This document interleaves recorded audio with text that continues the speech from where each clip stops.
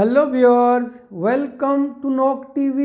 Today I am going to explain a very beautiful poem of Emily Dickinson. Because I could not stop for death.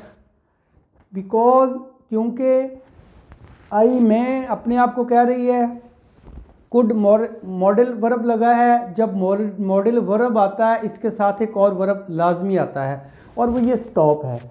और not जो है ये adverb of negation है।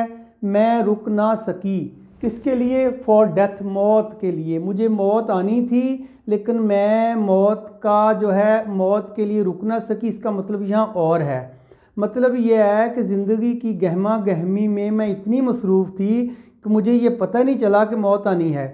मैं मौत को भूल गई थी। तो फिर मौत नहीं मुझे भूली, मौत आ गई। फिर मौत आ गई है, मैं डेड हो गई हूँ। अब डेड हो के ये जा रही है अपनी कब्र में, तो उसके ऊपर ये पोएम बनी है। और मैंने कहा ना कि इसकी ज़्यादातर पोएम जो हैं उनका जो मेजर थीम है वो यही है, मॉर्टेलिटी एंड इमॉर्टेलिटी। क्योंकि ये कहते हैं ना, she led an isolated life. ये अलग थलग रहने वाली लड़की थी एक, और इसका जो घर था वो भी कब्रिस्तान के रास्ते पर था।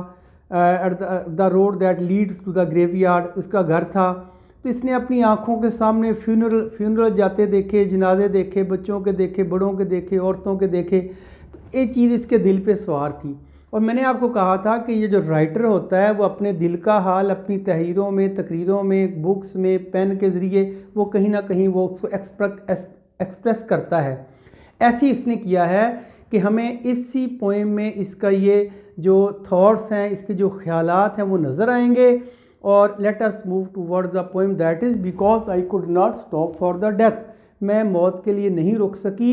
और जो उसने जो टाइटल है ना उसी को उसने पहली वर्स बना दिया है, पहली लाइन बना दिया है, because I could not stop for the death. मैं मौत के लिए नहीं रुक सकी, मतलब I have no time to think over the death that is coming approach, that is approaching toward मी।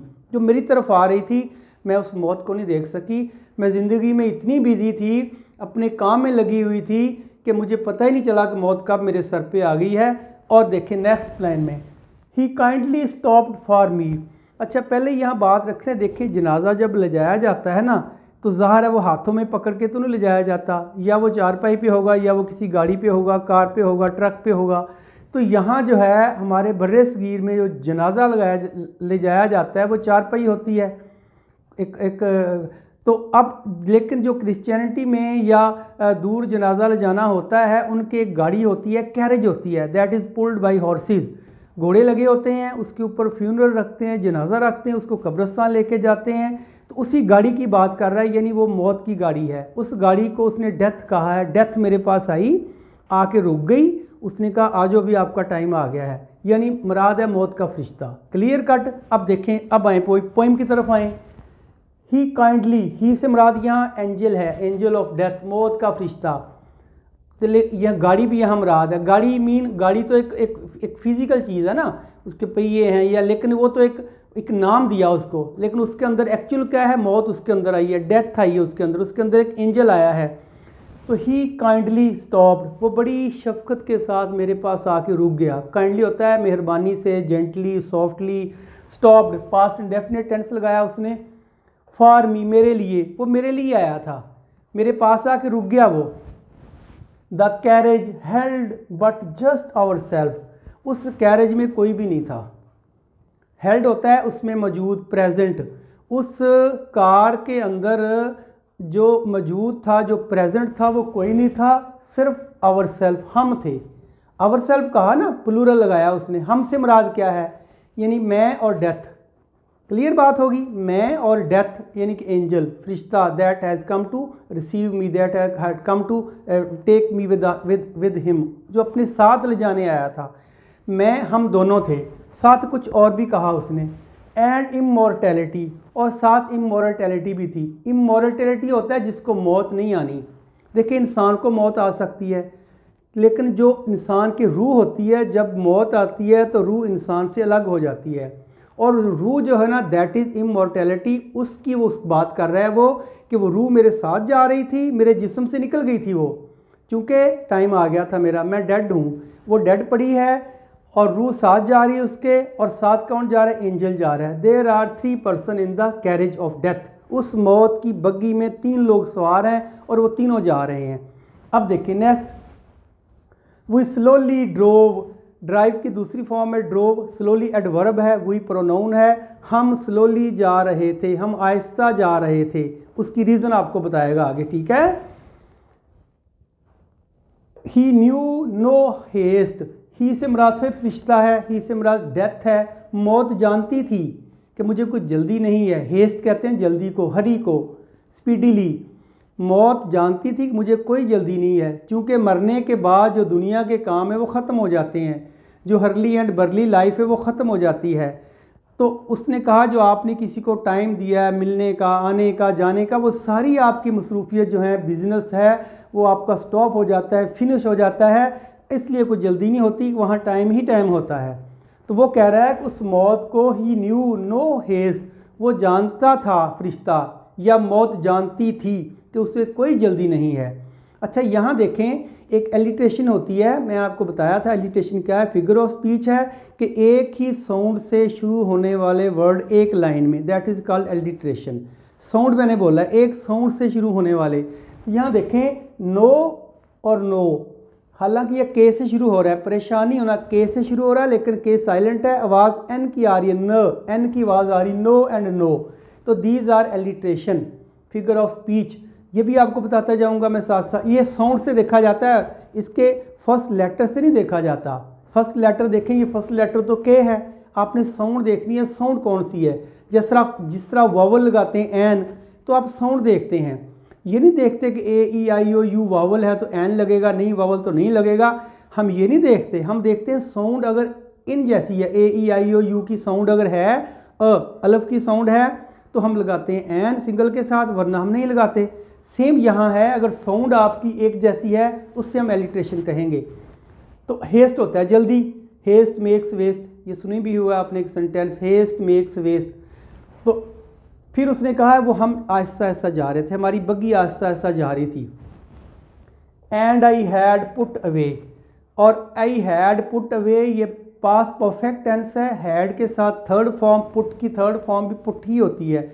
मैंने रख दिया था, मैंने ख़त्म कर दिया था। आई हैड फिनिश्ड, मैंने ख़त्म कर दिया था। क्या ख़त्म कर दिया था? दुनिया के काम ख़त्म कर दिए थे। मौत के बाद दुनिया के काम ख़त्म हो जाते हैं, वर्ल्डली मैटर ख़त्म हो जाते हैं, आपके जो अर्थली ड्यूटीज़ हैं वो ख़त्म हो जाती हैं। यही बात वो कर रही है। आई हैड पुट अवे, मैंने रख दिया था, ख़त्म कर दिया था, फिनिश्ड कर दिया था। क्या? माई लेबर, अपने काम। लेबर कहते हैं काम को यहाँ, अपने duties, that I have to perform in the worldly, in the earthly world, जो दुनिया की ज़िंदगी में मुझे, अर्थली लाइफ में जो मुझे मेरे काम थे वो मैंने सारे फिनिश कर दिए थे। एंड लेयर्स, और अपनी खुशियाँ कुर्बान कर दी थी, अपनी खुशियाँ, गमियाँ, लेबर, काम, ड्यूटीज़, एक्टिविटीज़, सारे का मतलब है लेबर एंड लेयर टू। ये मैंने अपने काम सारे ख़त्म कर दिए थे, क्योंकि मरने के बाद मैंने कहा ना काम सारे अपने आप ख़त्म हो जाते हैं। यही बात वो यहाँ कर रही है, मैंने ख़त्म कर दिया था और मैं बड़े अच्छे तरीके से मौत के साथ चलना शुरू हो गई थी। यानी कि I joint the death with complete devotion, with complete, उसने कहा सिविलिटी। सिविलिटी कहते हैं शाइस्तगी के साथ, महज़्ज़बपन के साथ, इज़्ज़त के साथ। मैंने डेथ से ये नहीं कहा कि मैं काम कर रही हूँ थोड़ा वेट करो, नो, मैंने एक अच्छे शहरी की तरह, एक गुड सिटीज़न की तरह मैं उसके साथ चलना शुरू हो गई। उसकी बात मैंने मान ली, जो वो कह रही थी। सिविलिटी का मतलब होता है शाइस्तगी, इसी से निकला है सिविलाइजेशन, तहजीब। तहजीब याफ्ता जो लोग होते हैं ना, कह रहा है मैं भी उन लोगों की तरह उसके साथ चलना शुरू हो गई। क्लियर? अब बग्गी जा रही है, मौत की बग्गी, वो सवार है, वो डेड हो चुकी, बात याद रखें। रूह अलग जा रही है, वो अलग जा रही है, और जो एंजल है वो अलग जा रहा है। There are 3 people in the carriage, in the cart. We passed, उसने वही लगाया, हम, पास्ट डेफिनेट टेंस है, हम गुजरे द स्कूल, स्कूल के पास से, हम एक स्कूल के पास से गुजरे। स्कूल यहाँ सिंबलिज्म है, मैं बताऊंगा इसका मीनिंग क्या है, लेकिन स्कूल के बारे में याद रखें। स्कूल के जो बच्चे होते हैं, स्कूल यूज़ किया है, कॉलेज और यूनिवर्सिटी यूज़ नहीं की उसने। इसका मतलब है स्कूलिंग, जो बर्रे सगीर में तो मैट्रिक तक स्कूलिंग होती है, लेकिन बाहर या यूरोप में जो इंटरमीडिएट तक स्कूलिंग होती है। चलें 12वीं तक स्कूलिंग लगाएं आप, 12वीं का मतलब है 12 और 5 17 ईयर से छोटे छोटे सारे लोग होंगे, यहाँ बच्चे होंगे, बॉय होंगे, चिल्ड्रन होंगे, उसने लगा भी दिया आगे चिल्ड्रन। देखें तो ये बच्चे जो थे स्कूल के, ये क्या कर रहे थे, वर चिल्ड्रन स्ट्रोव, बच्चे खेल रहे थे। चिल्ड्रन वर वेयर, जहाँ, वेयर मीन जहाँ, चिल्ड्रन बच्चे, स्ट्रोव पास्ट डेफिनेट टेंस से, स्ट्राइव की दूसरी फॉर्म है खेलना। अब आप कहेंगे अगर इसका मतलब खेलना है तो उसने प्ले क्यों नहीं लगाया? तो प्ले होता है एक विदाउट एनी कंपटीशन खेलना। जब आप कंपटीशन कर रहे हो ना, कि आप फॉर एग्जांपल आप फुटबॉल खेल रहे हैं, आप कह रहे हैं उसको गोल करूं, वो कह रहा है उसको गोल करूं, ये कंपिटिटिव गेम होती है, दैट इज़ कॉल्ड स्ट्रोव। तो वो ऐसी गेम खेल रहे थे टू डिफीट ईच अदर, एक दूसरे को डिफीट करने के लिए। तो यहाँ गेम ही लगाएंगे, वो गेम खेल रहे थे बच्चे, और वो कहाँ खेल रहे थे, ज़ाहिर है स्कूल के बच्चे स्कूल में खेल रहे होंगे ना। यही बात उसने की है, एट रिसेस, रिसेस का टाइम था। रिसेस क्या होती है, तफरी कह लें आप, ब्रेक कह लें आप, इंटरवल कह लें आप, वक्फा कह लें आप, ठीक है, जो छुट्टी से पहले और स्कूल लगने और छुट्टी होने के बीच में एक ब्रेक आती है, दैट इज़ कॉल्ड रिसेस। कहते हैं रिसेस में बच्चे खेल रहे थे। आगे उसने बताई लोकेशन, कहाँ खेल रहे थे, ये जो है ना एडवर्बल फ्रेज है, इन द रिंग, रिंग में, रिंग क्या होता है, कवर्ड एरिया, कोई रिंग कवर्ड एरिया होगा, बाउंड्री वॉल होगी, तो यहाँ बाउंड्री वॉल ही लेंगे हम, स्कूल की बाउंड्री वॉल के अंदर, या कोई ग्राउंड होगी जिसको बाउंड्री में बंद किया होगा। रिंग होता है covered area, where the boys were playing, जहाँ वो खेल रहे थे। तो ज़ाहिर है स्कूल है तो उसकी बाउंड्री वॉल होगी, ग्राउंड होगा कोई, कह रहा है उस ग्राउंड में, उस एरिना में, उस मैदान में, उस प्ले ग्राउंड में बच्चे खेल रहे थे, स्कूल के बच्चे। क्लियर होगी बात। I will tell you at the end what symbolize school, school किस चीज़ को सिम्बोलाइज करता है, मैं इसके बाद आपको बताता हूँ। नेक्स्ट एक और सिंबल भी यूज़ हुआ है, we passed the field of gazing grain, फिर हम कहते हैं खेत के पास से गुजरे, और वो क्या कर रहा था, हमें गेजिंग ग्रेन, गेज होता है देखना, टिक की बांध के देखना, गौर से देखना, वो हमें देख रहा था। कौन देख रहा था, ग्रेन देख रहे थे। ग्रेन कौन होता है, ग्रेन कहते हैं किसी भी कॉर्न के भी हो सकते हैं, वो वीट के भी हो सकते हैं, वो राइस के भी हो सकते हैं, वो दाने किसी भी चीज़ के हो सकते हैं, और वो सिट्टे के अंदर होते हैं। सिट्टा जो था वो हमें देख रहा था, मतलब सिट्टे का जो, चूँकि दाने अलग अलग तो नहीं होते ना, that is put in a order, एक ऑर्डर में अल्लाह ताला ने रखा होता है उनको, सिट्टा होता है उनका, खा वो कॉर्न का हो, खा वो जो है वो राइस का हो, तो खा वो वीट का हो। वो कह रहा है हमें देख रहा था, वो देखने का मतलब यहाँ ये फिर सिंबलिज्म है। I will tell you last at the end of this poem what is the symbolism of this. तो अब देखें, यहाँ उसने कहा था कि ग्रेन जो है ना वो हमें देख रहे थे, फिर we passed the setting sun, फिर हम गुरूब होते हुए सूरज के पास से गुजरे। ये एक तीसरा उसने यूज़ किया है, जो है ना एक यूँ कह लें कि एक तीसरा सिंबल यूज़ किया उसने। वो सिंबल है कि सेटिंग सन के पास से हम गुजरे, सूरज गुरूब हो रहा था वहाँ से हम गुजरे। 3 जगह से गुजरे, तीनों सिंबल यूज़ हुए हैं। I will explain eight the end of this poem. अब देखें इसमें, यहाँ नो मैंने बताया था कि एलिट्रेशन है। यहाँ देखें आप, लेबर लेयर दोनों एल की साउंड दे रहे हैं ना, ये एल की एलिट्रेशन है। यहाँ एक आई थी स्कूल एंड स्ट्रोव, एस की एलिट्रेशन है, ये भी एक फिगर ऑफ स्पीच है। यहाँ आया है रिसेस एंड रिंग, दोनों आर की एलिट्रेशन है। यहाँ आया है ग्रेजिंग ग्रेन, ये जी से, ये भी जी से इसकी साउंड है, तो ये भी एक एलिट्रेशन है, ये भी एक फिगर ऑफ स्पीच है। यहाँ सेटिंग सन एस, ये भी एक फिगर ऑफ स्पीच है। क्लियर। नेक्स्ट आ जाएं। बात आ गई 3 जगह से गुजरा वो। असल में ज़िंदगी की he has explained the 3 stages of life. ज़िंदगी की 3 स्टेजें हैं। पहला चाइल्डहुड है, हमारा बचपना है, जिसमें जो है उसने कहा कि स्कूलिंग आती है। दूसरा पार्ट उसका जवानी है, भरपूर जवानी है। यहाँ उसने दिखाया कि जो ग्रेजिंग ग्रेन है ना, पके हुए फल, पके हुए मेवे, पके हुए दाने, वो हमें देख रहे हैं। इट मीन ये फुल जवानी को शो करता है, बहार को शो करता है, उसकी पीक को शो करता है। जब इंसान बच्चा होता है फिर वो जवान हो जाता है। 2 स्टेजेस आ गई ज़िंदगी की, तो आप आगे पढ़ेंगे, एक उसकी शेक्सपियर की एक पोइम भी आप पढ़ेंगे, उसने 7 स्टेजेस में इंसान को बयान किया है, वो नेक्स्ट आने वाली है। लेकिन इसने 3 स्टेजेस बताई हैं। स्कूलिंग लाइफ है, जवानी की लाइफ है, उसके बाद बुढ़ापा है। उसको उसने कहा है सेटिंग सन, सूरज गुरूब हो रहा है, यानी I am spending the last days of my life, I am going to die near future, मैं मरने वाला हूँ, मैं आखिरी सांसें ले रहा हूँ। सेटिंग सन, सूरज के पास से मैं गुजरा। ये कह रही है मैं गुजरी, या कह रही है मैं सूरज के पास से गुजरी, या सूरज मेरे पास से गुजरा। ये बात आगे उसने बताई है। और rather the past us, rather फिर कहता है या वो, या मैं गुजरी, या ही पास्ड अस, या वो हमारे पास से गुजरा। Clear. The dews, drew, quivering and chill, ये बात है। जूं जूं वैसे भी आपको पता है कि the higher you go the cooler it is, ऊपर जूं जूं जाते जहाँ सर्दी बढ़ती जाती है। एक तो ये मतलब है, यहाँ मतलब कुछ और है। उसने कहा यूरोप का जो इलाका है तो ज़ाहिर ठंडा ही होगा ना, वही बात उसने कर रहा है। द ड्यूज, ड्यूज कहते हैं the drops of water that fall at night in the cold nights, ओस शबनम के कतरे रात को जो गिरते हैं। कह रहा है वो शबनम के कतरे जो थे ना वो पैदा कर रहे थे हमारे लिए सर्दी और कपकपी, वाइब्रेशन।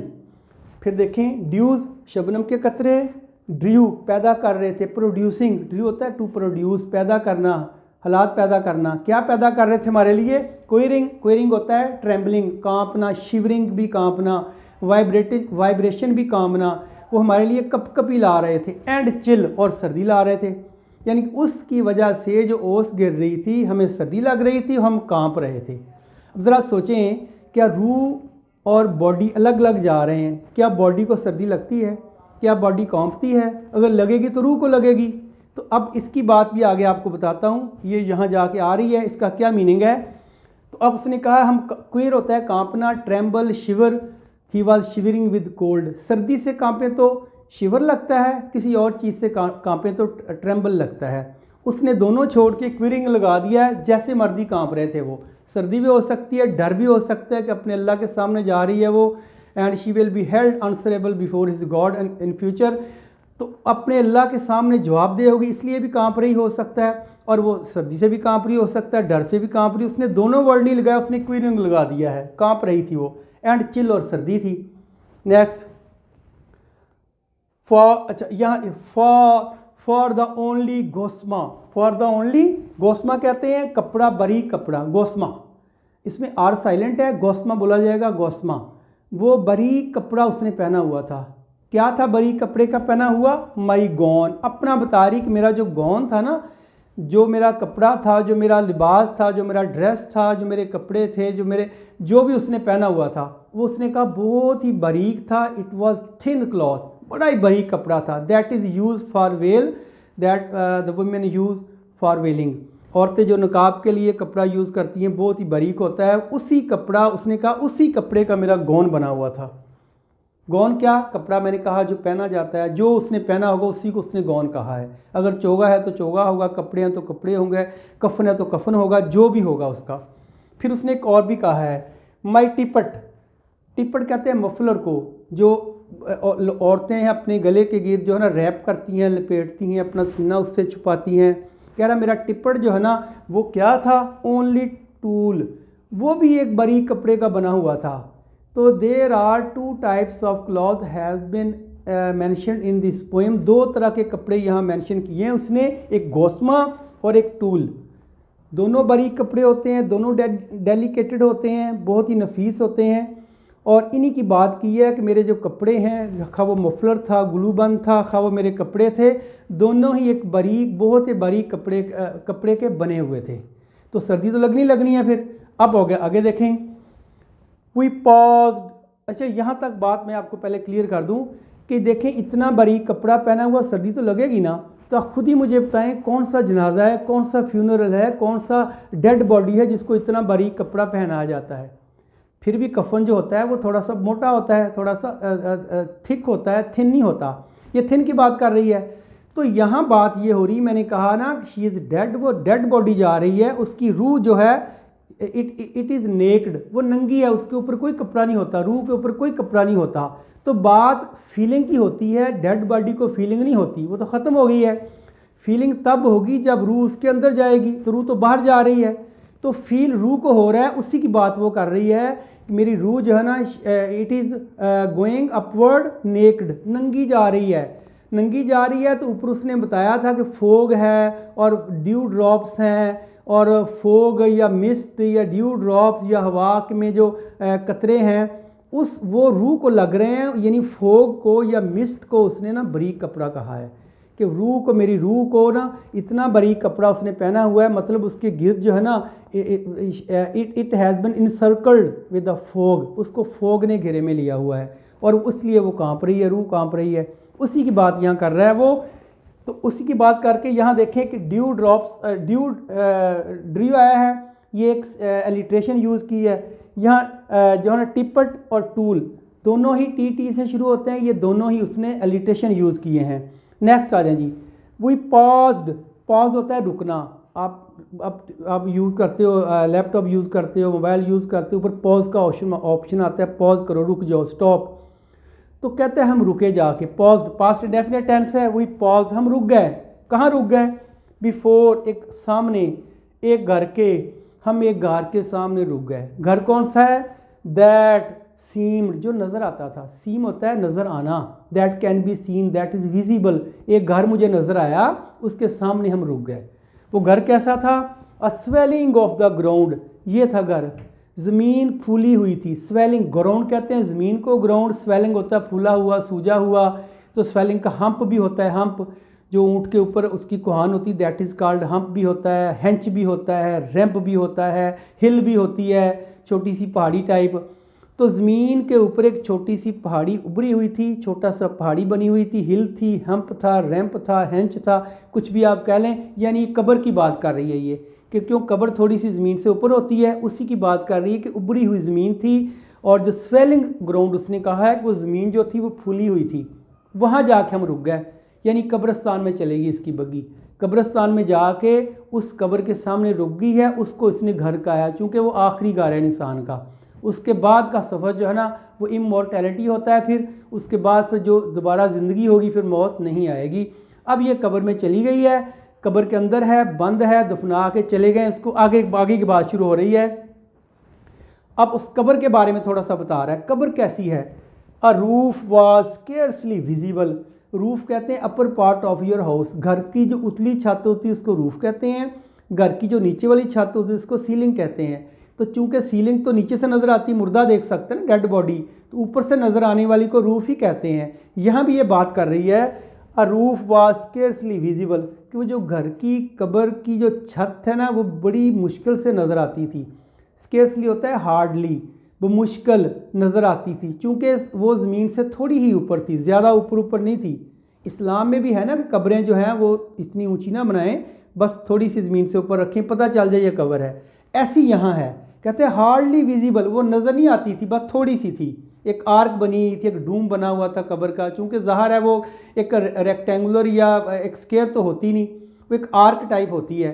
तो वो थोड़ी सी कहता कि वो क्या थी, वो हार्ड स्केर्सली विजिबल, वो मुश्किल नज़र आती थी, थोड़ी सी उभरी हुई थी। फिर the corners in the ground, और जो उसका जो छज्जा है ना, कॉर्नर्स कहते हैं छज्जे को, फट्टा भी होता है कोई शेड को भी कहते हैं कॉर्नर्स। घरों में, गाँव में आपने देखा होगा, कमरे के आगे फ्रंट पे ना एक लंबी सी एक बनाई जाती है corners, that is use to put the utensil, to put the dishes of the women. जो औरतें वहाँ उसके ऊपर अपने बर्तन रखती हैं, सजाती हैं, फिर उसके ऊपर कपड़ा डालती हैं, सजाती हैं, पूरी एक लंबी सी ना पड़छत्ती उसको कहते हैं, कॉर्नर्स उसी को कहते हैं, छज्जा कहते हैं आप। वो सीमेंट का भी हो सकता है, फट्टे का भी हो सकता है, किसी मेटल का भी हो सकता है, लकड़ी का भी हो सकता है। तो एक छज्जा, दैट इज़ कॉल्ड कॉर्नर्स, छज्जा कह लें आप उसको, फट्टा कह लें आप उसको, शेड कह लें आप उसको। अब कब्र का शेड कहाँ से आ गया भाई?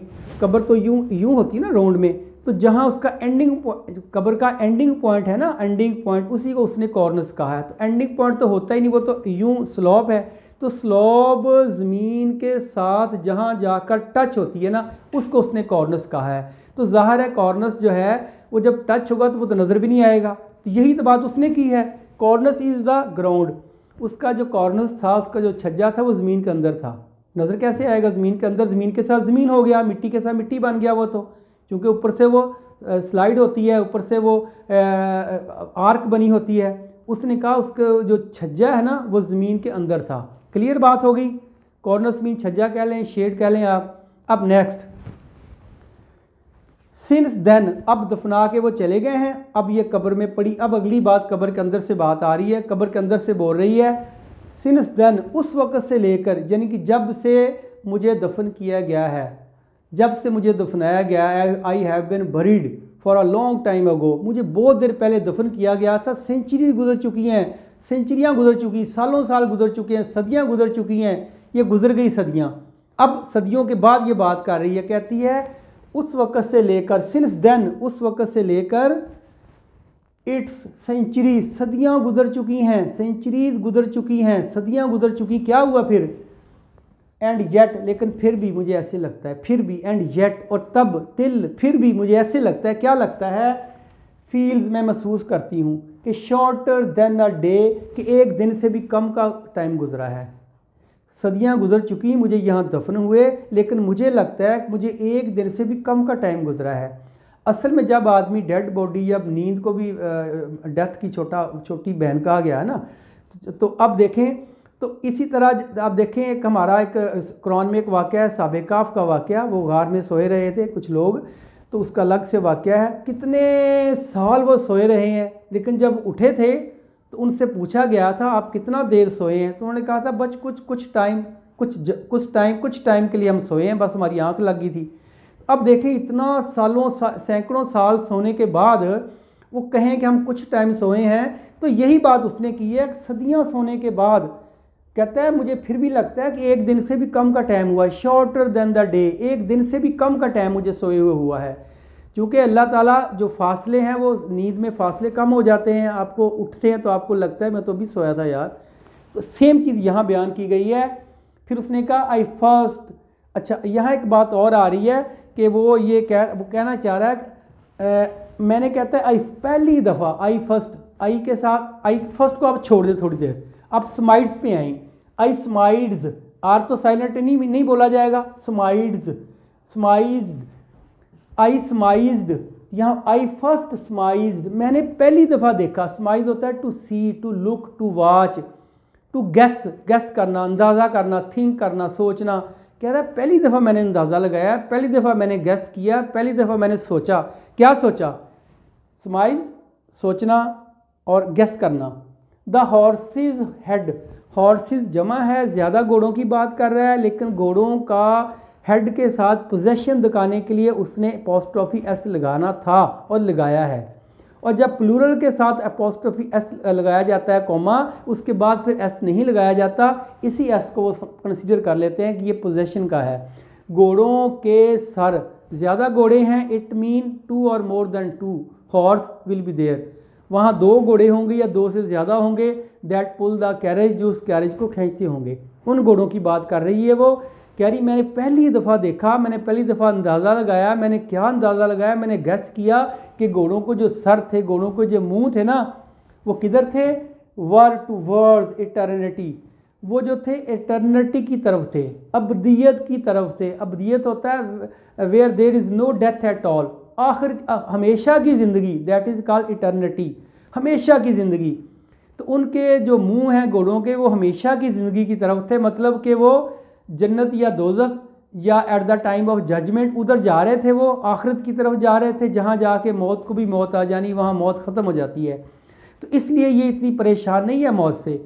आपने देखा खुशी के साथ वो मौत के साथ सवार हुई, खुशी के साथ वो गई, because she knew that she was going toward the eternity. वो जानती थी कि उसका जो सफ़र है ये इटर्निटी की तरफ जा रहा है, इमॉर्टैलिटी की तरफ जा रहा है, जहाँ कभी मौत नहीं आएगी। क्योंकि ये जो लाइफ है, ज़िंदगी है, दुनिया की ज़िंदगी है, दिस इज़ मॉर्टल, ये फ़ानी है। पैदा होता है इंसान तो अपनी बग्गी में सवार हो जाता है, मौत की बग्गी में, फिर मौत की बग्गी चलती है 1 साल 2 साल 3 साल। हर बंदे को अल्लाह ताला ने एक ट्रैक अलॉट कर दिया है। जब वो पैदा हुआ, एक ट्रैक उसको दे दिया, ये तेरा ट्रैक है, अभी तेरी अपनी रोड है, इसके ऊपर जाना है। उसके ऊपर क्या क्या खड्डे आएंगे, क्या क्या तोड़ फोड़ आएगी, कहाँ जाके वो सड़क जो है वो डेथ के गड्ढे में गिर जाएगी, वो अल्लाह जानता है। लेकिन ये है आर्जी। उसके बाद जो दोबारा ज़िंदा होगा, फिर वो इटर्निटी कहा उसने, उसको इमॉर्टैलिटी कहा उसने। यही बात वो कर रही है कि मैंने पहली दफ़ा देखा कि मेरा जो सफ़र था, यानी घोड़े उधर ही को मुँह करेंगे जिधर को वो जाएंगे ना, तो मेरे घोड़े जो थे वो इटर्निटी की तरफ जा रहे थे। ये बात उसने पीछे सारे के साथ जोड़ी है। उसकी बात यहाँ ख़त्म हो गई है कि बस अब अब वो कब्र में जो है ना, she is lying in the grave, कब्र में लेटी हुई है। अब ये death is an inevitable reality, death जो है ना ये एक अटल हकीकत है। We can not slink away it, हम इससे नज़र नहीं चुरा सकते, हम इससे जान नहीं छुड़ा सकते। स्लिंक अवे होता है नज़रें चुराना, दूर होना, हम इससे दूर नहीं हो सकते। In the hustle and Bansal of worldly matters, दुनिया के इस हसल और बसल में, दुनिया के मामलात में, मैन फॉरगेट्स, इंसान भूल जाता है, about the fast approaching deaths cart, इस मौत की गाड़ी को जो तेज़ी के साथ उसकी तरफ बढ़ रही है ना, इंसान दुनिया के हसल बसल में उसको भूल जाता है कि जो कार्ट है, क्योंकि मैंने कार्ट ही यूज़ किया है, कार्ट ऑफ डेथ, वो अप्रोचिंग टू द मैन, आदमी की तरफ आ रही है, बड़ी तेज़ी से आ रही है, लेकिन इंसान को नहीं पता।